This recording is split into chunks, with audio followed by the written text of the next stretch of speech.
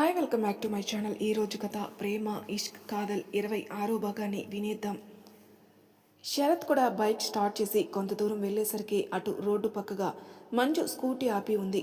అది చూసి ఇదేంటి ఇక్కడ స్కూటీ ఇక్కడ ఆపింది, మరి ఈ మంజు ఎక్కడ కనపడట్లేదు అని చుట్టూ చూసేసరికి ఒక ఐస్ క్రీం బండి దగ్గర చుట్టూ 10 మంది పిల్లల్ని వేసుకుని మంజు కూడా ఐస్ క్రీం బండి అతనికి అది కావాలి ఇది కావాలని బుర్ర తింటూ 2 చేతులతో 2 కోన్ ఐస్ క్రీం పట్టుకొని తింటూ కనపడింది. అక్కడ 2 ఐస్ క్రీంలు తిని బండి వాడికి డబ్బులు ఇచ్చేసి మళ్ళీ 2 తీసుకుని 2 చేతులతో తింటూ పిల్లలకి బాయ్ చెప్పి తన స్కూటీ దగ్గరకు వచ్చేసరికి అక్కడ శరత్ చేతులు కట్టుకుని తన వైపే సీరియస్గా చూస్తూ కనపడ్డాడు. శరత్ని చూసి ఒక నవ్వు నవ్వి, సార్ మీరు కూడా తింటారా అంది. ఏంటి? అదే ఐస్ క్రీమ్ సార్. ఇప్పుడు నువ్వు ఎక్కడికి వెళ్తున్నావు? కాలేజీకి. మరి కాలేజీకి వెళ్ళకుండా ఐస్ క్రీమ్ తినడం ఏంటి? ఏం సార్, కాలేజీకి వెళ్తే ఐస్ క్రీమ్ తినకూడదని రూల్ ఏమన్నా ఉందా? లేదు కదా. అయినా నిన్న మీరు ఐస్ క్రీమ్ పార్లర్కి తీసుకెళ్ళి ఐస్ క్రీమ్ ఆర్డర్ ఇచ్చి నాకు ఆశ పెట్టి నన్ను తిననివ్వకుండా మీ కోపాన్ని చూపించి నన్ను కొట్టి తీసుకొని వచ్చారు. నిన్నటి నుండి ఐస్ క్రీమ్ తినాలని అనిపించింది, అందుకే తింటున్నాను అని శరత్తో మాట్లాడుతూనే 2 చేతుల్లో ఉన్న ఐస్ క్రీమ్ చిన్నపిల్లలాగా తింటూనే ఉంది. చిన్నపిల్లలాగా తింటూ ఉన్న మంజుని చూస్తే ఎంత ఆపుదాం అనుకున్నా నవ్వు ఆగట్లేదు. గట్టిగా నవ్వేశాడు శరత్. అలా నవ్వుతున్న శరత్ని ఐస్ క్రీమ్ తినడం కూడా మానేసి మరీ చూస్తూ ఉండిపోయింది మంజు. మంజు తనని అలా చూస్తూ ఉండేసరికి కొంచెం ఇబ్బందిగా కదిలి, ఏంటి అలా చూస్తున్నావు? ఏం లేదు సార్, మీరు నవ్వితే చాలా బాగుంటారు, చక్కగా ఇలా నవ్వుతూ ఉండొచ్చు కదా, ఎప్పుడు చూడు కోపంగా అని ఉంటారు. ఇలా నవ్వుతూ ఉంటే ఇంకంతే నా పని. నువ్వే అలా చూస్తూ ఉన్నావు, ఇక మిగతా అమ్మాయిలు కూడా అలా చూసి నా వెంట పడితే, ఇలా అమ్మాయిలు నా వెంట పడడం నా లవర్కి తెలిసిందే అనుకో, ఇక నా పని అంతే. అందుకే నేను ఎవరి దగ్గర నవ్వను, ఒక నా లవర్ దగ్గర తప్ప అని బైక్ స్టార్ట్ చేసుకుని వెళ్ళిపోయాడు. సార్ ఏం మాట్లాడాడు అనేది సార్ కన్నా అర్థమైందో లేదో, నాకు మట్టుకు అర్థం అవ్వలేదు. అయినా నాకెందుకులే, నా ఐస్ క్రీమ్ కరిగిపోతుంది అని శుభ్రంగా 2 చేతులతో తిని కాలేజీకి వెళ్ళింది. కాలేజీకి వెళ్ళేసరికి సుమతి బయట వెయిట్ చేస్తూ ఉంది. సుమతిని చూసి ఎవరి కోసమో ఈ ఎదురు చూపులు, ఎందుకోసం అని కళ్ళెగరేస్తూ అడిగింది. నువ్వేం మాట్లాడుతున్నావు అనేది నీకైనా తెలుస్తుందా, అసలు అర్థమవుతుందా? సరే నడువు లోపలికి అంది సుమతి. నేనేమన్నావో నాకు అర్థమవుతుందిలే కానీ 1 నిమిషం వెయిట్ చేయి, అనిత వస్తుంది అంది మంజు. నీతో రాలేదేంటి? ఈరోజు శరత్ సార్ తీసుకొని వస్తున్నారా అంది సుమతి. మీ బావ అయితే అక్కడ బస్ స్టాండ్ దగ్గర వదిలేసి లెఫ్ట్ అండ్ రైట్ కొట్టని చక్కా పోతాడు. మా మరిది గారు తీసుకుని వస్తున్నారు అని చెప్తూ ఉండగానే సూర్య, అనిత వస్తారు. సూర్యని చూసి ఏమిటి అనిత ఇంత లేట్ అయింది అంది. ఏమో వదిన, రోజు అందరికన్నా ముందు రెడీ అయి వస్తాడుగా, ఈరోజు మాత్రం నన్ను దింపమంటే అద్దం ముందు నుండి అస్సలు కదలేదు వదిన అంది అనిత. అవునా అనిత, ఏంటి మరిదిగారి సంగతి అంది మంజు. అబ్బా, మీ ఇద్దరు మోసింది చాలే వదిన, నేనేమీ అంతసేపు లేట్ చేయలేదు, ఫైల్ మర్చిపోయి తీసుకుని వచ్చేసరికి లేట్ అయింది అన్నాడు సూర్య. అవునా, సరే నమ్మేసేలా కానీ మీ ఆవిని పలకరించవు, మేము ఉన్నామనా, మేము వెళ్తాం లేరా, అనితరా వెళ్దాం అంటుంది మంజు. అయ్యో వదిన అదేం కాదు అని సుమతి వైపు చూసి, మీకు ఈవినింగ్ కాలేజ్ అయిన తర్వాత కలుసుకుందామా, కుదురుతుందా, ఒక అరగంట మీతో మాట్లాడాలి అన్నాడు సూర్య. సుమతి మంజు వైపు చూస్తుంది. మంజు నెత్తి కొట్టుకుంటూ, హుసై అడిగేది నిన్నే, నువ్వు నా వైపు చూస్తున్నావేంటి, వెళ్ళిరండి ఇద్దరు, అసలు మాట్లాడుకోలేదుగా. సరే అని చెప్తుంది సుమతి. మీ కాలేజ్ అయ్యే టైంకి వస్తాను అని చెప్పి వెళ్ళిపోయాడు సూర్య. తర్వాత ముగ్గురు కాలేజీలోకి వెళ్ళారు. శరత్ కాలేజీకి వెళ్ళిన తర్వాత వాసు గారి దగ్గరికి వెళ్ళాడు. గుడ్ మార్నింగ్ సార్ అన్నాడు. గుడ్ మార్నింగ్ శరత్, రా ఏంటి ఇలా వచ్చావు అన్నాడు వాసు. అది సార్ అని చెక్ తీసి టేబుల్ మీద పెట్టాడు శరత్. ఇదేంటయ్యా అన్నాడు వాసు. అది సార్, మంజు మీ దగ్గర తీసుకున్న మనీకి. మంజుకి నేను ఇచ్చానని నీకెలా తెలుసు అన్నాడు వాసు. అది నేను విన్నాను సార్. ఓ, ఇప్పుడు నేను నీ దగ్గర తీసుకుంటే ఇక అంతే నా పని అన్నాడు వాసు. ఏం అవ్వదులేదు సార్, నేను చూసుకుంటాను, మీరు తీసుకోండి, ఇంకా నాకు ఆఫ్టర్నూన్ దగ్గర నుండి లీవ్ కావాలి. సరే శరత్ అన్నాడు వాసు. థ్యాంక్స్ సార్ అని చెప్పి వెళ్ళిపోతాడు శరత్. తర్వాత శరత్ క్లాస్కి వెళ్తాడు. ఆఫ్టర్నూన్ వరకు క్లాసులు తీసుకుని లంచ్కి వంశీని కలవడానికి రెస్టారెంట్కి వెళ్తాడు. అక్కడికి వంశీతో పాటు కిరణ్, రాజేష్ కూడా వస్తారు. కిరణ్, రాజేష్ ఇద్దరు ఇక్కడికి షిఫ్ట్ అవుతామని చెప్తారు. తర్వాత వంశీ, వర్ష, అప్పుడు ఎవరో అమ్మాయిని ప్రేమించానని అన్నావు, మరి మంజుని పెళ్ళి ఎలా చేసుకున్నావు? నేను ప్రేమించాన్రా, అది నిజం అని తను ప్రేమించిన అమ్మాయి ఫోటో చూపిస్తాడు. మంజుని ఎందుకు పెళ్లి చేసుకుంది కూడా చెప్తాడు. అంటే గిఫ్ట్ గురించి చెప్పలేదు, కానీ ఈ విషయం ఎవరికీ తెలియకూడదు. మీరు ఫ్రెండ్స్ అని నమ్మి మీకు చెప్తున్నాను. ఈ విషయం మంజు కూడా తెలియకూడదు. నేనే చెప్తాను టైం వచ్చినప్పుడు. అప్పటి వరకు మీరెవరూ ఎవరి దగ్గర మాట్లాడకూడదు. ముఖ్యంగా సూర్య, అనిత దగ్గర. అర్థమైందా?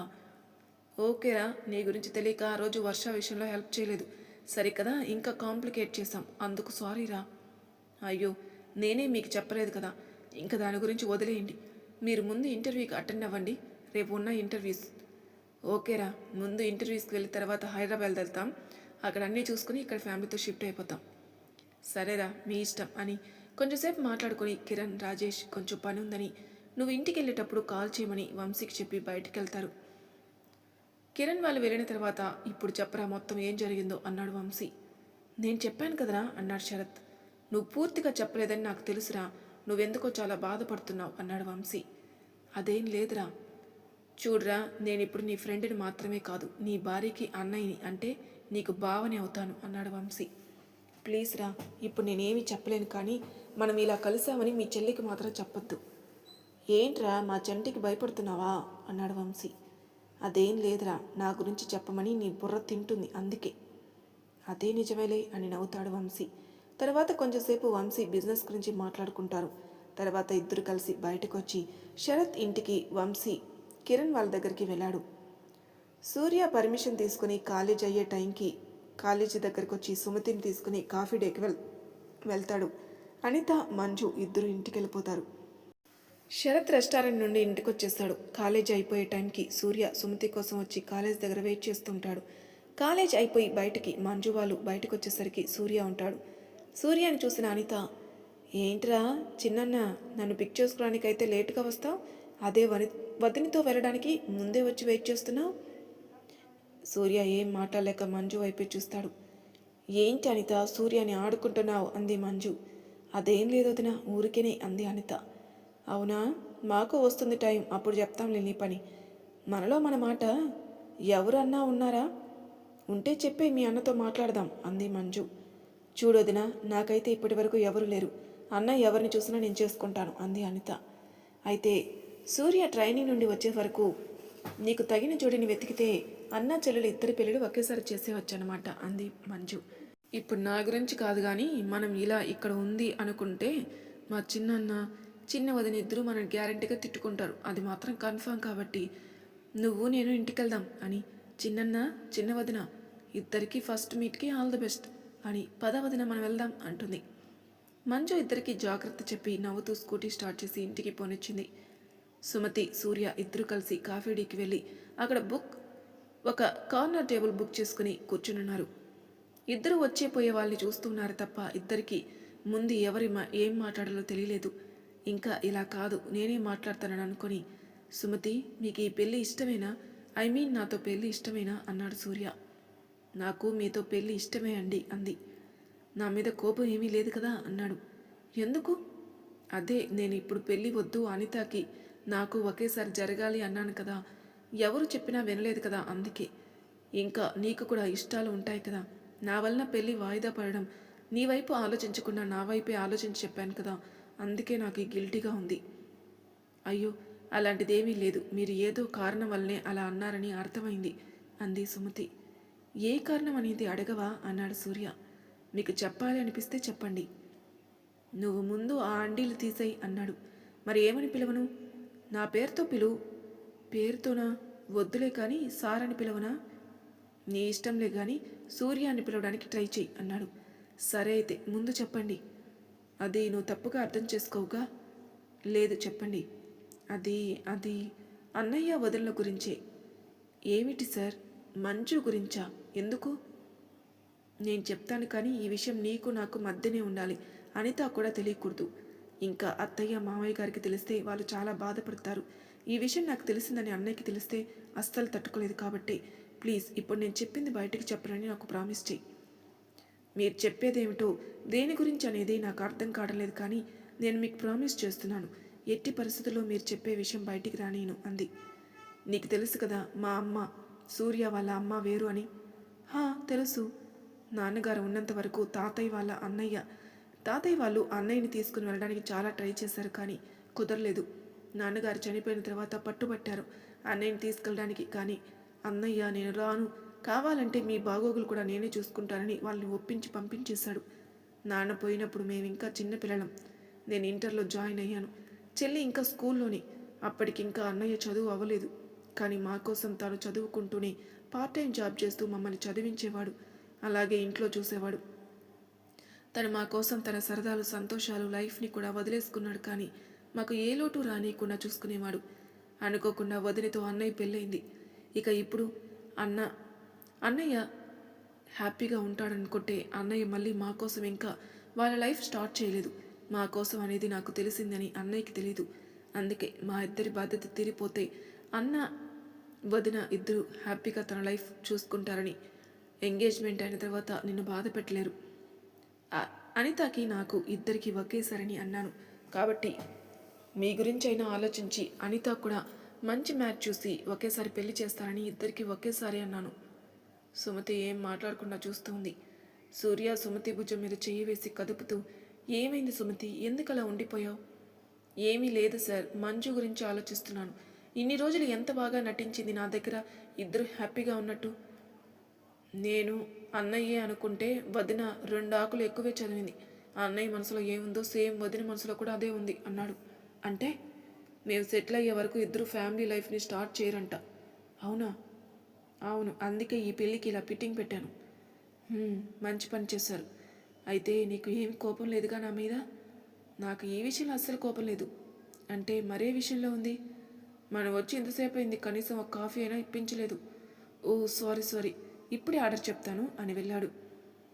నువ్వు నా దగ్గర ఎంత పెద్ద విషయాన్ని దాచావు కదే మంజు. పైకి మాత్రం ఎంత నార్మల్గా ఉంటారు ఇద్దరు. నిజంగా మీరిద్దరు మేడ్ ఫర్ ఈచ్ అదర్ అని అనుకుంది. సూర్య 2 చేతులతో కాఫీ తెచ్చి ఒకటి సుమతి ముందు పెట్టి ఒకటి తను తీసుకుని, చూడు సుమతి, నువ్వు ఈ విషయం ఎప్పుడు బయట పెట్టకూడదు, ఓకేనా? ఓకే సార్, కానీ నాదొక డౌట్, అడగనా? అడుగు. మీకు తెలిసినప్పుడు మీరు ఎప్పుడు ట్రై చేయలేదా వాళ్ళిద్దరిని కలపడానికి? ఎందుకు చేయలేదు? 2 సార్లు చేశాం, కానీ 2 సార్లు ఫెయిల్ అయింది అని మంజు ఇంటి నుండి వచ్చినప్పుడు నిన్న ఇద్దరిని బైక్ మీద పంపడం చెప్తాడు. మనం ఎంత ట్రై చేసినా వాళ్ళకి మనసులో ఉంటే కొంచెమన్నా వర్కౌట్ అవుతుంది, కానీ ఇద్దరు బాగా తీర్మానించుకున్నారనుకుంటా. సరే, మరి ఇప్పుడు ఏం చేద్దాం? ఏం చేయడానికి మన చేతుల్లో లేదు, ఉన్నది ఒక్కటే, అనిత కూడా మంచి మ్యాచ్ చూడడం. మీకోటి చెప్పాలి అని నిన్న ఫంక్షన్ హాల్లో జరిగింది చెప్తుంది. అదేనండి, వంశీ అనిత పెళ్లి గురించి మంజు మాట్లాడింది కదా. అవునా?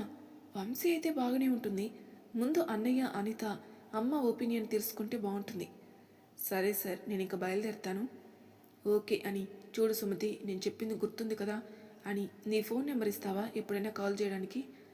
అలాగే అని నెంబర్ ఇచ్చి ఇంటికి వెళ్ళిపోతుంది. ముందు ఒకసారి అనితతో మాట్లాడాలి అనుకుని సూర్య కూడా ఇంటికి బయలుదేరుతాడు. మంజు, అనిత ఇద్దరు ఇంటికి వచ్చేసరికి శరత్ బైక్ పార్క్ చేసి ఉంటుంది. ఏమిటి ఈరోజు అన్నయ్య ఎంత తొందరగా వచ్చేసాడు? ఏమై ఉంటుంది వదినా? ఏమో, నాకు మాత్రం ఏం తెలుసు అనిత. లోపలికి వెళ్ళి అడుగుదామన్నాడు. ఇద్దరు ఇంట్లోకి వెళ్ళారు, కానీ హాల్లో ఎవరూ కనపడలేదు. ఎక్కడికి వెళ్ళారు అని అనుకుని అమ్మా అమ్మా అని పిలుస్తుంది. కాదు అరుస్తుంది. అబ్బబ్బా, ఏమిటి అరుపులు అనిత అని అంటూ కిచెన్లో నుండి బయటకు వచ్చింది. ఓ, నువ్వు కిచెన్లోనే ఉన్నావమ్మా, మరి అన్నయ్య ఎక్కడా? సూర్యనా? ఇంకా రాలేదుగా అంది లక్ష్మి. చిన్నన్న కాదు, అన్నయ్య గురించి అడుగుతున్నాను. అయినా చిన్నన్న వచ్చేసరికి లేట్ అవుతుందిలే అంది అనిత.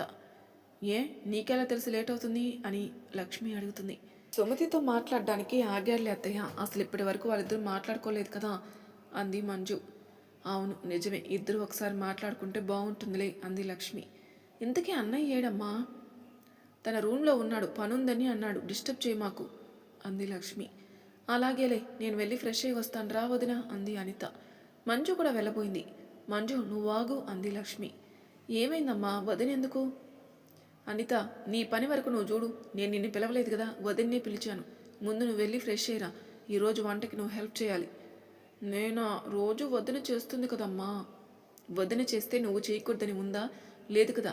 నువ్వు వంట నేర్చుకోకపోతే రేపు పెళ్ళి తర్వాత ఎలా చేస్తావు? కాబట్టి ఇక మాట్లాడకుండా వెళ్ళి ఫ్రెష్ అయ్యిరా.